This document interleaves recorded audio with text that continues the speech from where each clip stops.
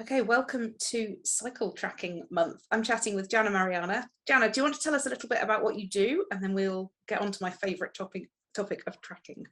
Yes. So I help women, primarily moms, get better health naturally. So, getting to understand their body and working in conjunction with whatever they have going on medically. If they're on medication, certainly fine, but looking at, can we do some things, to address some of the underlying causes, that are going on, primarily with lifestyle. I know it's the D word, but there's, changing our food choices about, looking at sleep and stress. I'm trained holistic wellness coach and also registered nurse, and previously a scientist. I studied breast cancer research. So my entire career has been devoted to women's health. And yes, I love talking about periods and tracking as well. So I mean, I'm massively biased, but tracking is like my favorite topic. So how do you encourage clients to use tracking? Yeah, so your period can be seen as like a vital sign, basically. So we have heart rate, blood pressure, temperature, pain. Your period is an important clue and vital sign into what's going on with you, your overall health, but also your hormonal health, of course. So I think it's really nice to have that data to get the clues to kind of figure out, like, hey, do we have, a hormonal thing going on here? Do you have, some other issue that's exacerbated by hormones? Is what you're experiencing normal? A lot of times, we have this idea that, we can be having, huge mood swings, horrible, terrible periods with tons of pain, and that's normal. And that's not, No. That is not normal. It's common, but it's not normal. Or, maybe your cycle's getting irregular. Maybe you're heading into perimenopause and the irregularity is okay, but if you're under 40 and your cycle's, getting really irregular, that's also something you want to look at. So, charting the cycle gives you lots of clues into your hormonal health, your overall health. It's a great thing when you feel like, hey, you know what, something's wrong. You have the data, mine's on paper. You have the data that you can take to your doctor and go over that with them. I will say, as a caveat to that, a lot of doctors aren't as clued into cycle tracking, but certainly if you say, look, every month I'm going through, 10 pads the first couple of days of my period or tampons, that's not normal. And having that data can help you start to have that conversation. And I think it makes you as an individual feel stronger about going and having the conversation, because I see it in the hub every day, people feeling like they've been dismissed. Now, whether they have or not, whether that's, in perimenopause, we can be quite sensitive, we know that. But I think when you've been tracking, you've got to know your body much better already. So you're in a much stronger position to go, no, this isn't normal for me. Yes. I need you to help me with this, because look at all this stuff that's going on, whether it's in an app, whether it's on paper, whatever. And this isn't right, help. And you're, rather than turning up with just a list of symptoms and going, I don't know, what's going on? Here are some dots, could you join them? You're sort of turning up going, right, I've started joining the dots, so now can you help? Yeah, exactly. And and it's super helpful, to look at, some of these clues might be like, hey, you're not getting enough nutrients in a certain area. Maybe you're low on iron. If you have but low iron is associated with severe PMS. Low iron can be associated with like headaches toward the later part of your period.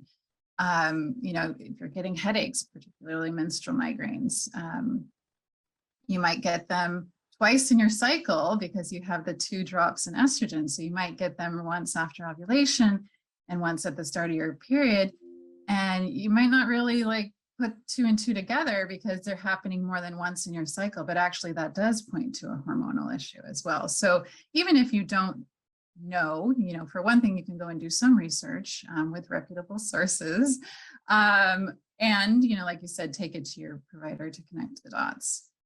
The other thing too is, we tend to go toward the negative, but there's some interesting things that happen with our bodies, and interesting shifts in our minds and our moods that we can use to our advantage. Around the middle of our cycle, when you're ovulating, you are a little more creative, a little more willing to put yourself out there. So you have Absolutely. you're actually more attractive, which is sort of interesting. Well, yeah, because biology just wants you to get pregnant right now, doesn't it? When you're ovulating, literally, when you take it back to absolutely zero, just nature is going, now please. Yeah. But I think tracking is, I wish I'd discovered it sooner.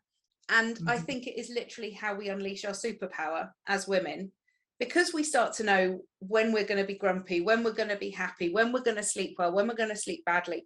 And for most of us, once we've been tracking for a while, we'll start seeing that there are really obvious recurrent patterns.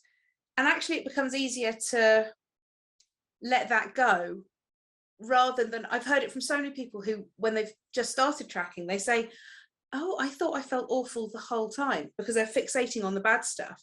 And actually, once they've tracked for a while, they see that those bad days are only maybe 2 out of each cycle. And actually they feel okay the rest of the time. And it can be used for so much more than just when your period's coming, which I think some people sort of fixate on it being, well, that's when my period comes, so there's my tracking done. It's like, no, it's so much more. Yeah. And that's a good point too, because those are insights. Like if you notice, like, okay, my sleep is a little worse the couple days leading up to it, and your cycle is going to be a little bit different. Like not everybody falls on like exactly 28 days, but for the sake of argument, let's say day 26, 25, 26, you're a little more tired, you want to be a little more introspective. You can try to plan your life around that. Maybe that's not the time that you go on stage, if you can avoid it. Right? But exactly. I mean, I have to say, and this is just a little personal account, my periods just recently have started doing all sorts of crazy stuff. I accept it's a perimenopause thing, fine. And like my last one finished last week. And then over the weekend, I was like, okay, I feel premenstrual. Okay, we've just bypassed that whole, the good bit. and there were just all the funny little, not even the emotional ones, but I have various little sort of physical things that I just have started to notice. I was like, those things only happen when I'm about to come up. Those things only happen just, okay. And lo and behold, day 14 of my cycle, yay, there's a period. But if I hadn't been tracking for years now, I probably wouldn't have acknowledged that those little signs meant that I was just having a short cycle, an anovulatory, I can say it, short cycle, and that's okay, Right. Yeah. And it is okay, as we're, like I said, after about 42, those things are okay. And it is helpful to have that information and have all those clues. Yeah. So you were saying you use paper for your tracking. Do you have a specific tracker, like journal or something that you use, or are you proper old school and you just scribble on some paper? Well, I do have a chart. So I've tried a couple ones. I have them here. I tried this one because it was pretty. Nice. It only went to 30 days, which normally was okay for me, but as we know, certain things can interfere with our cycle, and I happened to use that on a cycle where I had the virus that shall not be named, and I ended up having like a 35-day cycle. So I was like, and then I started using one that's a little more of a chart. Okay. And you can find these online. I've considered making my own, but there's so many out there that I just figured to use this. This one I like because it has, the day of the week. It has your cervical mucus and your basal body temperature, if that's something, that's of interest to you. It's more on the fertility end of the equation. And then you can have symptoms, energy and creativity, mood, sleep, food, like what were you craving, That's something we didn't really mention either. It's normal the week before your period to be craving carbs, Yeah. Right? And carbs are such a villain sometimes, but the complex carbs are really good for us, especially women. And if you include them when you're needing them, really, that can actually help you with your sleep. Absolutely. And I find this is something where, we all, anybody who's heard me talk about diets knows I have quite a strong opinion on them. But it's where the sort of the diet culture doesn't account for us being female and having a cycle and having fluctuating appetite levels and cravings and things. And, in that sort of first half of your cycle, when everything's kind of all estrogen-y and lovely, yeah, salad's great, brilliant, bring on all the salads. And I'm being good. I put that in inverted commas because I hate the idea of food being good or bad. But then, if you are kind of in this habit of beating yourself up for eating, in inverted commas, the wrong thing, there's going to come a point in your cycle when your body goes, I need that. And I need it, please. And obviously, the more we can start to work with our body, which obviously tracking is a really good starting point for that, the more we can just go, oh, okay, I do just need that stuff at that point in my cycle. And that isn't I've fallen off the wagon and I'm now a failure. It's for those 2 days, 3 days, whatever it is, actually, I need to eat differently at other times. Yeah, for sure. And that would be the time, I'm not a person that recommends eliminating carbs, but if if somebody is doing that for, and that works for them, allowing for some carbs. And even a lot of the keto people do say, well, the women, let's say, so the women proponents of keto will say to add in some carbs that last week. So not only do you have the hormonal shifts going, happening that last week, you also have drops in serotonin, so carbs are important for that. And that's kind of what's going on with your changes in mood. There's some speculation that we crave chocolate because our magnesium levels are going down. So if you're craving a little chocolate, it might not be the worst thing in the world to have a bite, and then again, with the charting or with the tracking and having that in mind, especially if you are on some kind of eating plan, planning for that. So saying like, I know I'm going to need these extra nutrients. What can I add in this week that's actually healthy? Sweet potatoes, some brown rice, some quinoa, some dark chocolate, versus getting to the point of like, okay, I just can't, and I'm going to go, inhale a couple burgers, Exactly. And that's another thing with tracking, is that I know for me, my PMS is a bazillion times worse if I let myself get hangry. Mm-hmm. So if I know I'm in that window of time, I've got to keep eating, yes, the right things and all the rest, but I've got to kind of keep that eating level steady, because as soon as it drops, woe betide anybody near me. It's not pretty. But I've learned that, and so now it's manageable. But I think I love the topic of tracking, and I think it is really it's such a good way for us to get to know our own body, but it's also such a good way for us to be able to interact with a practitioner, because we're already so many steps further down the line to getting the help. Yeah, definitely.